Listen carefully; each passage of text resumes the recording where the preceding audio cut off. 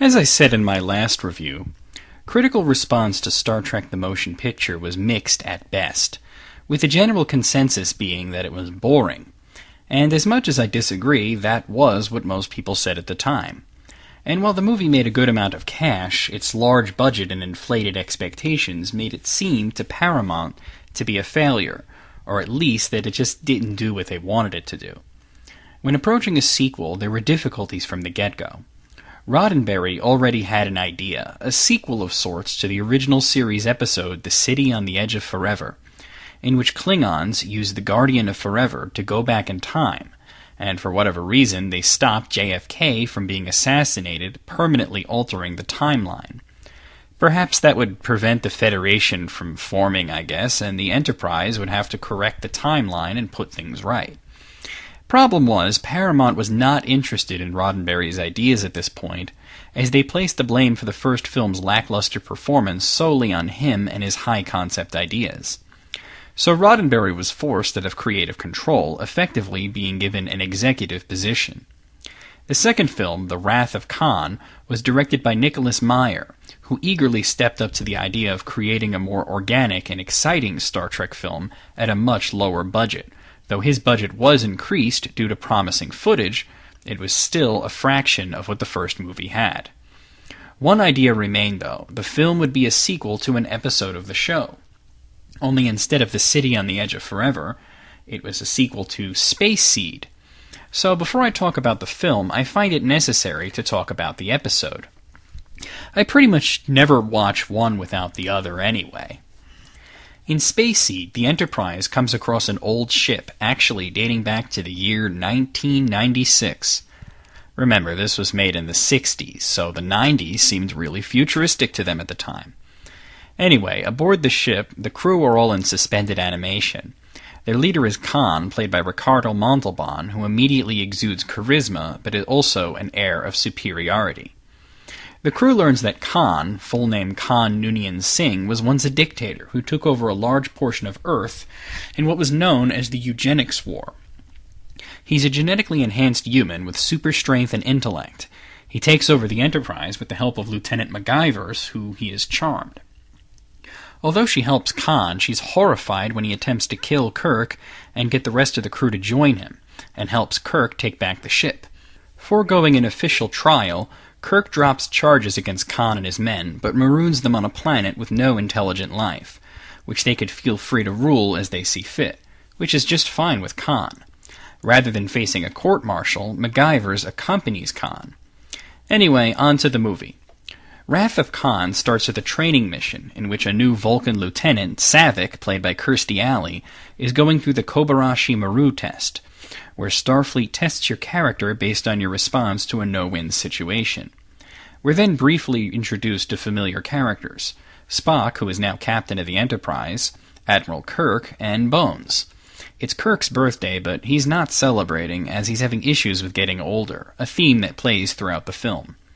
Then we go to a space station working on the powerful terraforming device called Genesis, which Starfleet has sponsored. They dispatch their ship, the Reliant, to assist in searching for a suitable world to use the device, which will transform a barren, inhospitable planet into one teeming with life.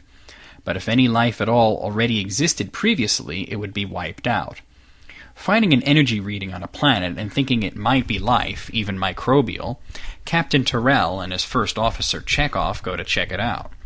Well, they're on the wrong planet. The planet they were looking for blew up 15 years ago, which shifted the orbits of other planets in the system. And they're actually on the planet Khan was marooned on.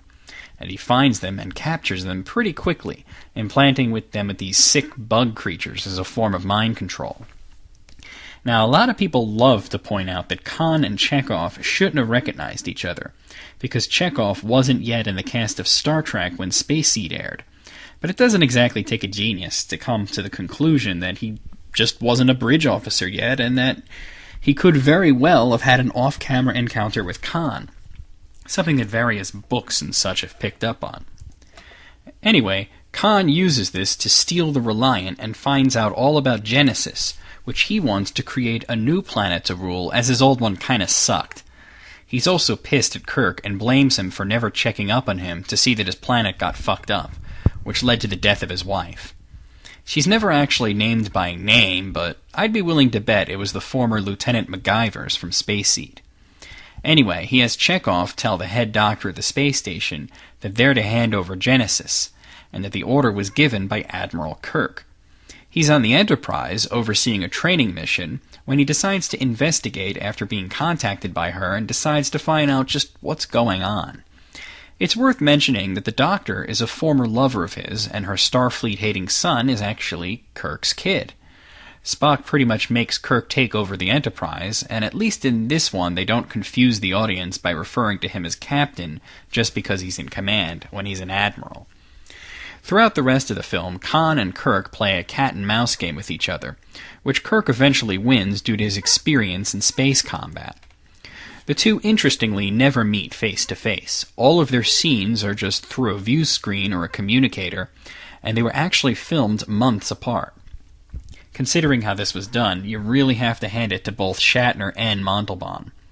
Another thing worth mentioning is that people like to say that Montalban wore a plastic chest or whatever. It's nonsense. He just was really that buff, even as an older dude. Khan winds up destroying himself with the Genesis effect, which creates a new planet. Kirk was supposed to get caught in the wave, but they're saved by Spock, who sacrifices himself to restore warp power. So the movie ends on a rather grim note, with perhaps Star Trek's most beloved character dying.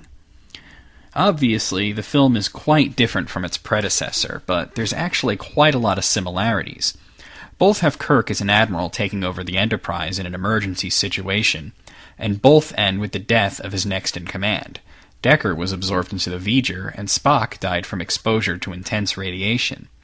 There's also some similar shots, like the whole Enterprise being introduced, the shuttlecraft docking with it, and then the Enterprise leaving the space dock. It's all very similar, though way shorter in this movie.